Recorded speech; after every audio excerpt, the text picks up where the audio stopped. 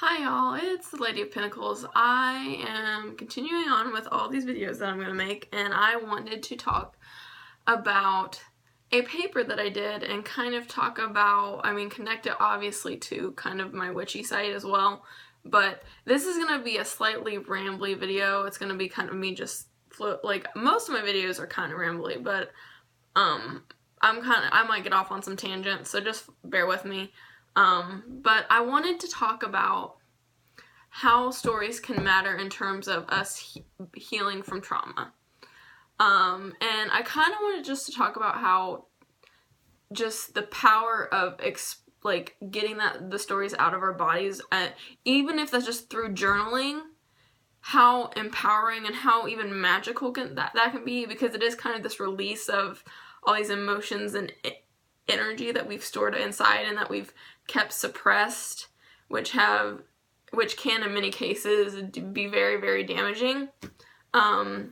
So I wrote a final paper that was called Sewing the Self Back Together, How Stories Heal Trauma. And my whole argument in that paper was that telling stories is very important for society as a whole because it makes us healthy. And it helps us to heal from our trauma. And I'm going to warn you now that the next couple of, whether it's the next 30 minutes or whatever, it's going to be slightly intense because I'm going to be talking about my own personal story of trauma. But my argument was, again, that telling our story can heal trauma. I believe in the paper that I mentioned that even if you're just writing your story down and you're not telling somebody, that it still will help you. It's physically getting the words out of your body, if that makes sense, or expressing it. Even if it's in a journal, you're expelling that energy, that negativity out of you. I will say that I was sexually abused when I was 11, going into 12. I'm not going to talk, I'm going to talk more about how it made me feel than the actual event itself. The actual event I just simply cannot and will not elaborate on, which it lasted for a good 6 to 8 months. A good chunk of time I was sexually abused. But what followed was a year of me not telling anybody. I didn't tell anybody. I did not mention it. I tried to suppress it and pretend like it never happened. But yes, it definitely did happen. It was very damaging. The trauma that I had already suffered, I experienced more trauma because I didn't say anything. I slowly and surely began to go insane over the course of a year. I started to mentally break down because all that trauma and the fear of telling somebody, it kept me so afraid for my life. A little bit about the reason why I stayed silent was the person who molested me or sexually abused me. I don't want to use the word molested. It was sexual abuse. He told me that if I told anybody that I was going to die. Granted, he got me alone by talking to me about Wicca. I am not Wiccan. You guys know this. I started with Wicca, but I am a witch. I do not consider myself Wiccan in any sense of the word. I do have some tenets in my practice that reflect Wicca, but I do not consider myself Wiccan. But no, excuse me, I apologize. That is how he got me alone. He told me that I had magical abilities and that, he got me alone that way, and that's all I'm going to say about that. But he told me if I told anybody that I would die. I didn't know how. I didn't know in what way, but I was afraid to die, so I did not say a word. And that fear of dying was constant after everything was said and done, and he moved out, and he was not there. And I trusted him, and he was like a confidant of mine. Like, he made me feel like I could trust him, so I did. And when he just simply left, and, you know,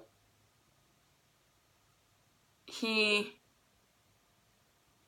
was not around me anymore. It was such a crazy time, but I trusted him, and he, you know, I needed somebody to believe in me, and I felt like he did. I felt like he, and, you know, I felt like he made me feel like I was somebody, you know, because at that point I did not feel like I was anybody. I kind of felt invisible to everyone. But that's exactly what happened. And, you know, it's surprising that I'm even still a pagan after that whole ordeal, but I'm going to have another video where I discuss why I came to the path, and why I'm a witch, and why Christianity does not work for me. I figured it out. It took me a bit, but I did figure it out. But back to the story. So he told me I would die, and so I believed him. And what ensued was me being afraid to sleep, me being afraid to eat, me being afraid to leave my bedroom. And this happened for a year, and then I slowly began to become OCD. I developed a anxiety disorder. I was literally afraid of germs. I am still slightly a germaphobe. I won't deny it. Things gross me out that probably don't gross out most people. I wash my hands quite a bit. Not back then when I would wash my hands every 5 minutes, and I literally washed them to the point of them being raw, where they would crack and bleed. And, you know, I couldn't sleep and I could barely eat. I was a little slip of a girl by the time that I turned 12, and eventually I finally told somebody that I needed help. But back to the, but yeah, it lasted for a year, and by the time the year kind of came around, I was starting to ask my sisters if I was saying anything. When I wasn't talking, period, I was hallucinating. I was dreaming of hell. For some reason, I thought everything that had happened to me was my fault, and that I was gonna go to hell. So every night I would dream about falling into the fiery pit of hell, and demons would be clawing at my flesh, and I would wake up in a cold sweat. My mom would actually have to give me a little bit of a tiny bit of a sleeping pill just to get me to sleep, because I would fight it. I would fight sleep until I could not fight it anymore. I would end up falling asleep, but I would get very little sleep. To this day, I don't sleep well. Sorry, that's my cat, Stella, in the background, if you can see her. She is an attention hog, and if she wants attention, she can come up and bother me, and I will pet her while I am talking to you. But it was the hardest year of my life. It was the scariest thing I'd ever been through. And I'd been through some very traumatic things before that, because my mom was ill, mentally ill, and we didn't know it, and things of that nature. But I survived for about a year before up to the point where I told my stepdad that I needed help, and I told him, I screamed it at him at one point, because I had been trying for a month or two before that to commit suicide, and every time I would try to bluntly take a knife to my wrist, or even just swallow as many pills as I couldn't do it, because every time I tried, and I'm not kidding you, I would go down to the bathroom when I knew everybody was asleep, and I would sit there with a knife, with a razor, or with a bottle of pills in my hand, and I would try my damnedest in my life, and I just couldn't, because every time I'd start to go to do it, my family would flash through my head, and I'd see them crying and sad and grieving, and that's what kept me from doing it. But I had this overwhelming want and urge to be done. Since that time, I have never in my life wanted to end wanted to not exist, wanted to be done. I've never gotten that close before, like after, but I was on the cusp for a month or two. And I remember the day that, after a month or two, I remember the day where I had gotten so numb because I had slowly been going numb for a year, that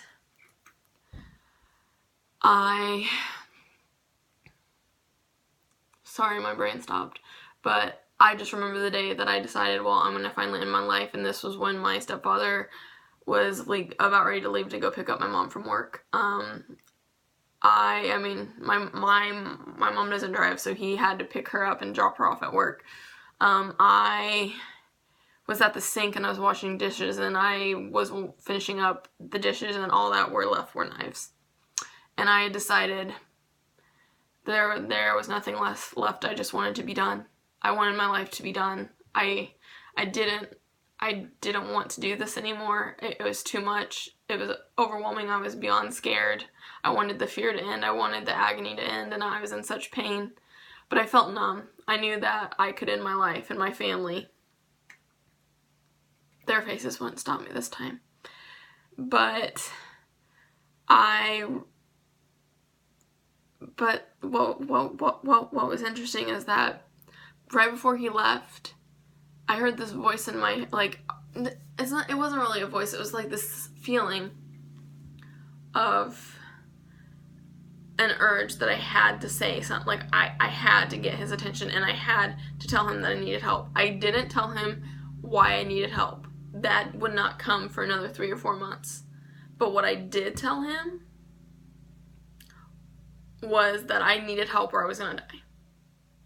And I told him, and he looked at me and he said, okay, but then I didn't feel like he was taking me seriously enough. So I remember that I screamed it at him. And so that night, they took me to a psychiatric ward. And for all accounts, I was okay with that because I wanted to be better. I don't know what it was, because before that feeling of complete and utter, this urge to just tell somebody that I needed help, because nobody knew what was going on with me. I mean, I think my mom and my sisters knew something was wrong. I wasn't acting right. I was little more than an animal. I wasn't acting like a normal person would, and I know that, even to this day.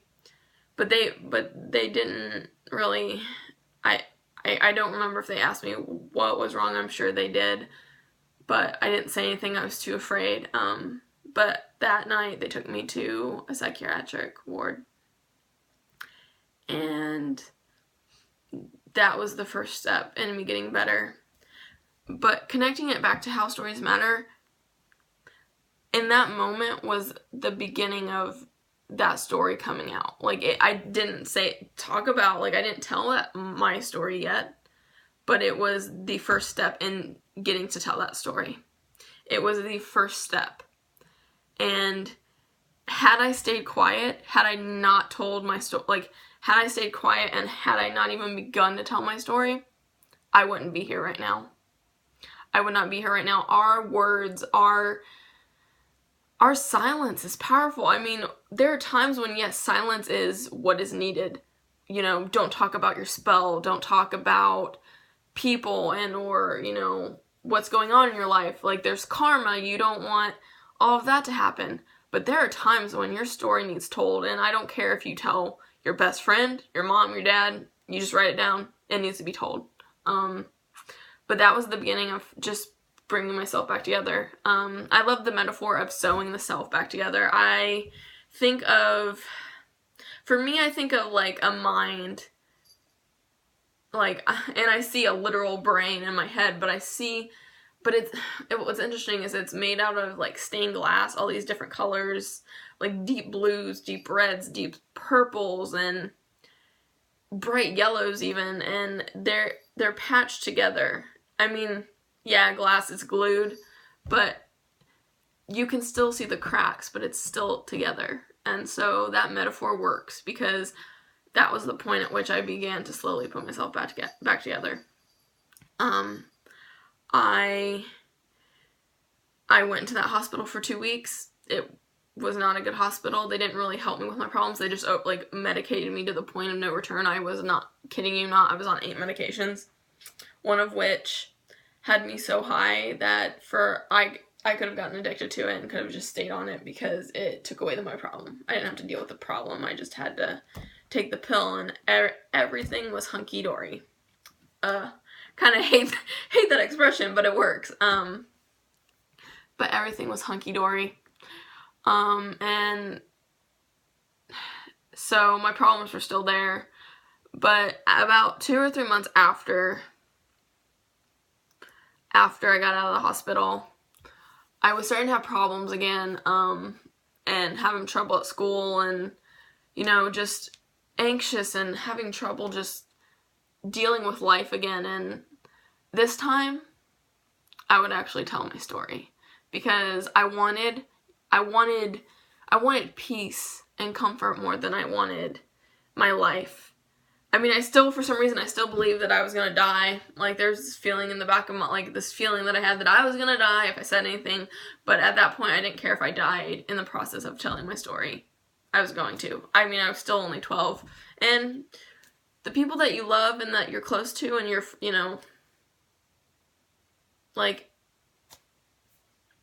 you trust. And I trusted the wrong person. And he really messed with my head. But I would end up telling my stepmom my story. And you know what she did?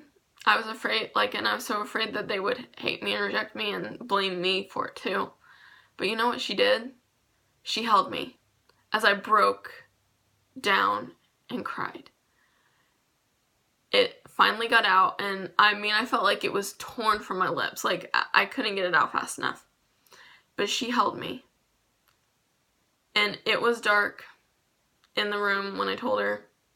I don't think I could have told her in, it was at night, late at night, I do remember. And I don't think I could have told her during the day with the light shining on me, because I didn't want to see the look on her face. And I was so afraid.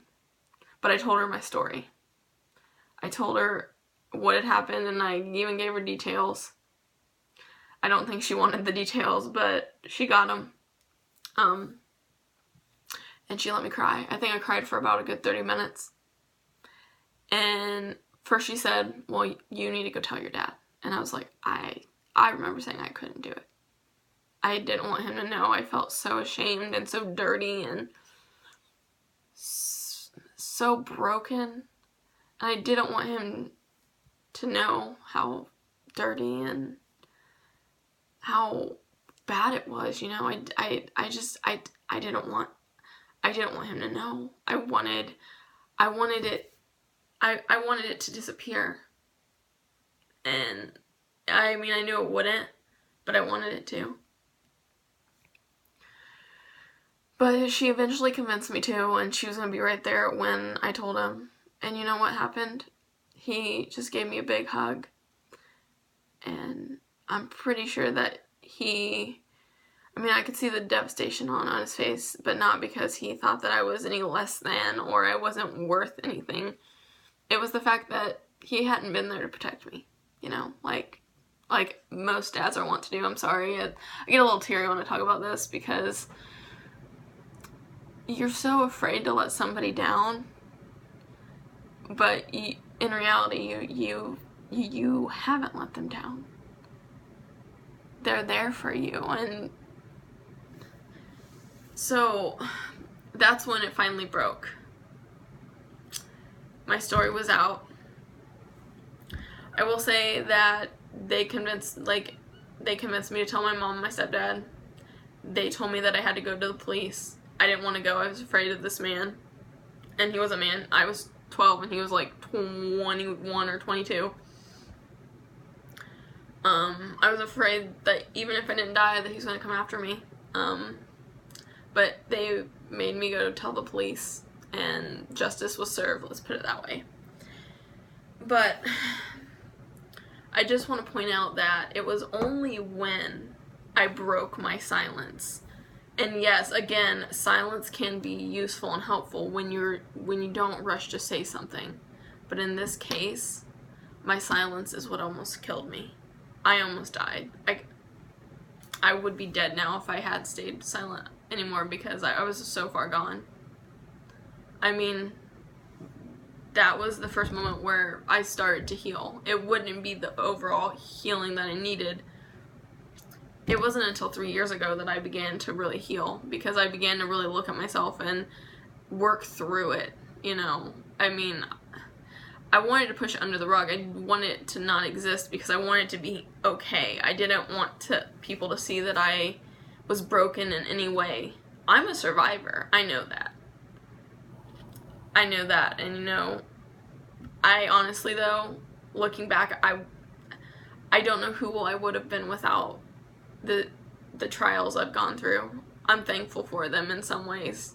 I didn't deserve to be sexually abused. Nobody does. No one does. Period. But it's made me the strong woman I am today. But your story does matter. Telling it matters. If people say that stories in any sense of the word don't matter, they don't know what they're talking about, or they don't quite understand how integral they are to us as beings. We are made up of stories. We are stories. We tell stories even when we're just communicating. I mean, yeah, I'm telling you a story right now, face to face, or I think of it as face to face because my camera is my audience. But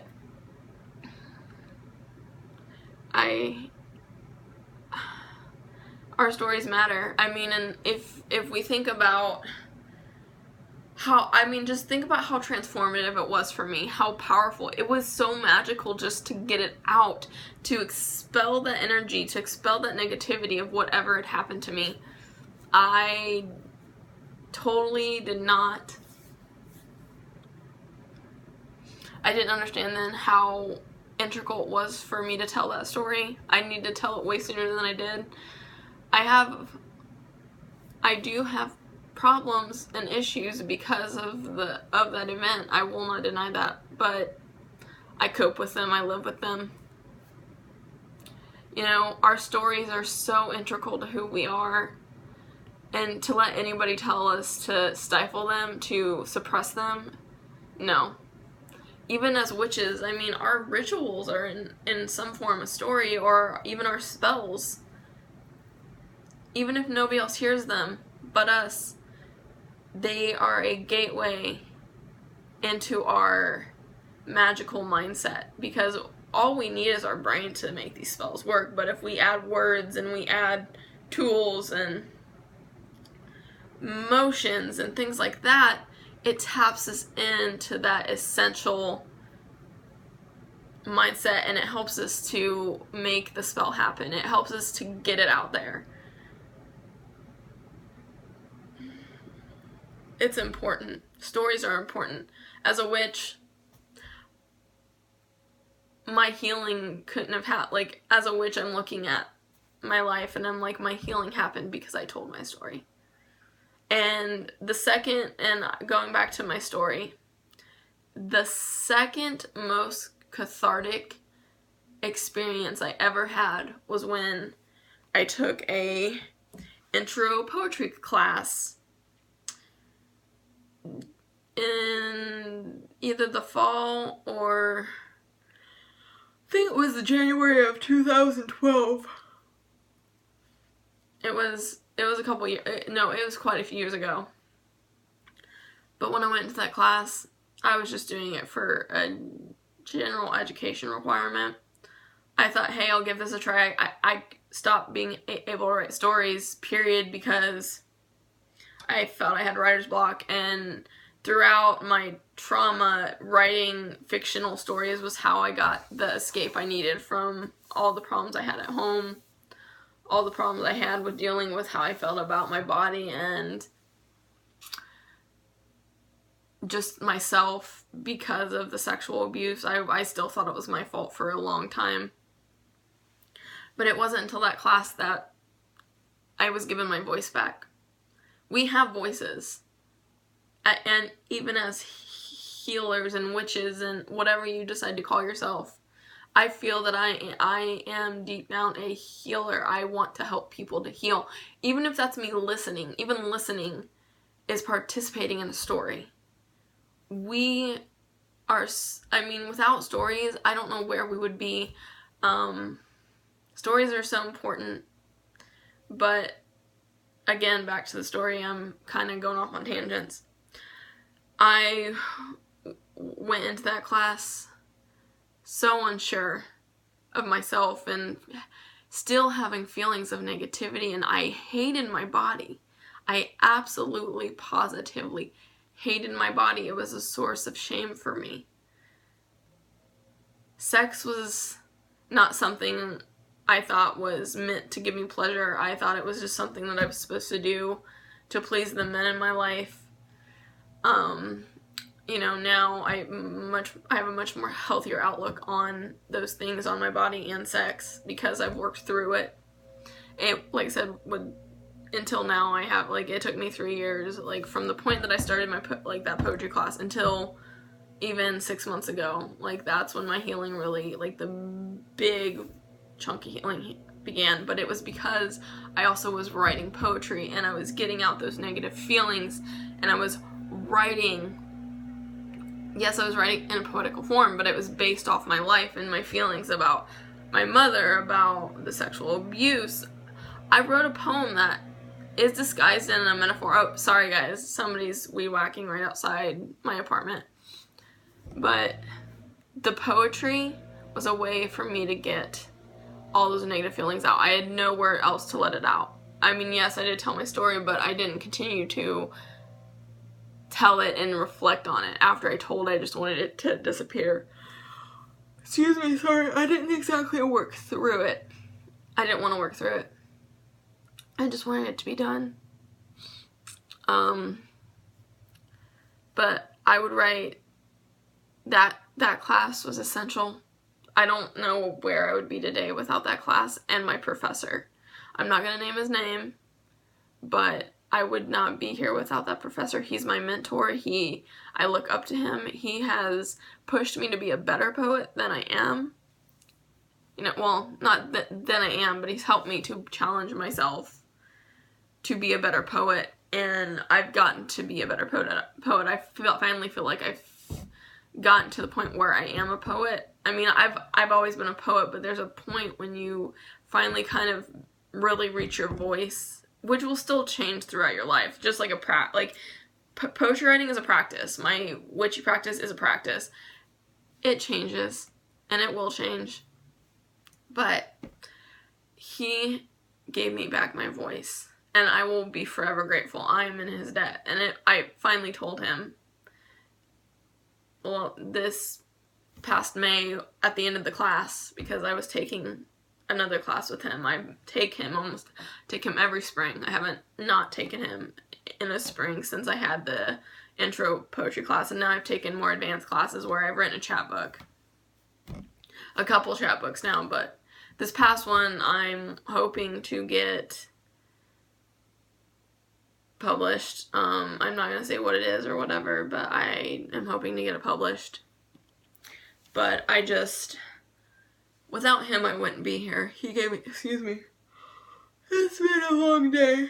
I know it's kind of early. It's early in the day, but I've been up since 6 this morning.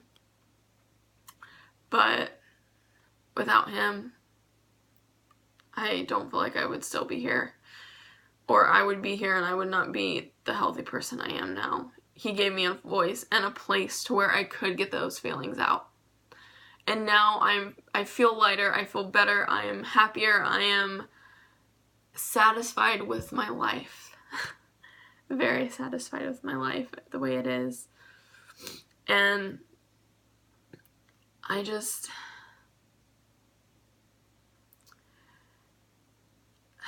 there's a love that I have for life that I've never had, or I haven't had in a long time. And without him giving me a voice to where I could tell my story, even in the unique form of poetry, I'm still telling a story, even if it's just one tiny little narrative moment. it's a gift that I feel like I can never return. I can try to return it to other students. I hope I can. But stories matter.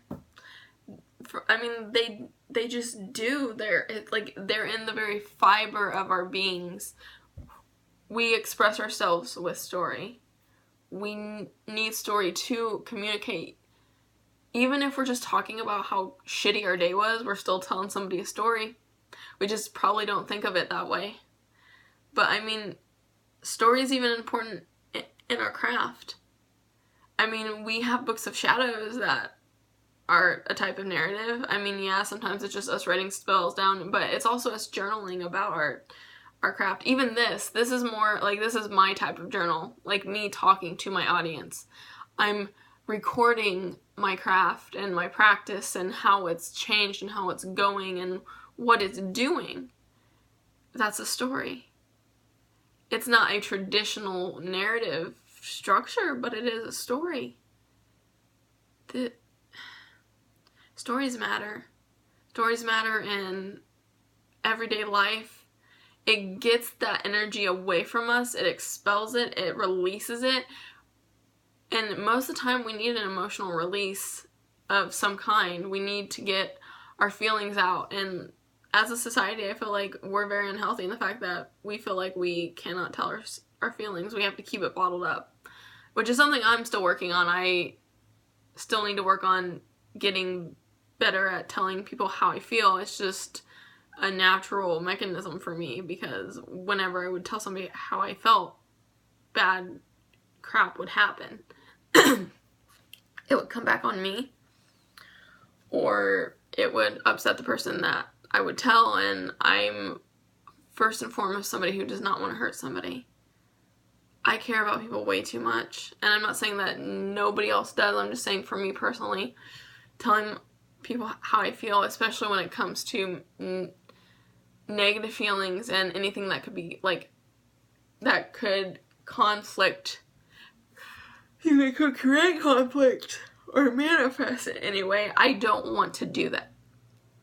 So I avoid conflict like it is a plague.